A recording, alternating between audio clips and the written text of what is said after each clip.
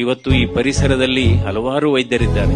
ಒಂದು ಸನ್ಲೈಟ್, ಎರಡನೇದು ಡಯಟ್, ಮೂರನೇದು ಎಕ್ಸರ್ಸೈಸ್, ನಾಲ್ಕನೇದು ಫ್ರೆಂಡ್ಶಿಪ್, ಐದನೇದು ಆತ್ಮವಿಶ್ವಾಸ, ಆರನೇದು ಸ್ಮೈಲ್.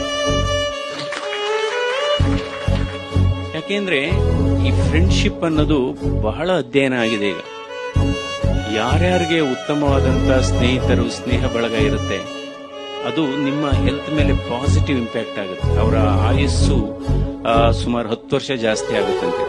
ಆದ್ರೆ ಈ ಫ್ರೆಂಡ್ಶಿಪ್ ಮಹತ್ವ ಯಾವಾಗ ಅಂದ್ರೆ ವಯಸ್ಸಾಗ್ತಾ ಆಗ್ತಾ ಜಾಸ್ತಿ ಆಗುತ್ತಂತೆ. 60 ವರ್ಷ, 65 ವರ್ಷ. ಅದಕ್ಕೋಸ್ಕರ ಈ ಕೆಲವರು ಇರ್ತಾರೆ, ಅವರು ತುಂಬಾ ಆಕ್ಟಿವ್ ಆಗಿದ್ದಾಗ ಫ್ರೆಂಡ್ಸ್ ಬಂದ್ರು ನನಗೆ ಸಮಯ ಇಲ್ಲ ಅಂತಾರೆ. ಅದಕ್ಕೋಸ್ಕರ ಕೊನೆಗೆ ಅವರು 65-70 ಆದಾಗ ಫ್ರೆಂಡ್ಸ್ ಹುಡುಕ್ತಾರೆ, ಯಾರು ಸಿಗೋದಿಲ್ಲ. ಸೊ ಆಮೇಲೆ ಸ್ಮೈಲ್ ಆಲ್ಸೋ ಬಹಳ ಮುಖ್ಯ.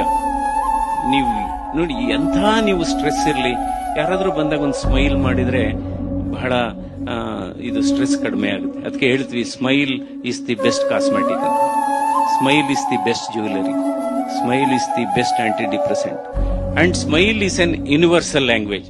ನೀವು ಇಲ್ಲಾದ್ರೂ ನಗಿ ಅಥವಾ ಅಮೆರಿಕದಲ್ಲಿ ಎಲ್ಲ ಇಟ್ ಕಮ್ಯುನಿಕೇಟ್ಸ್ ಸೇಮ್ ಥಿಂಗ್.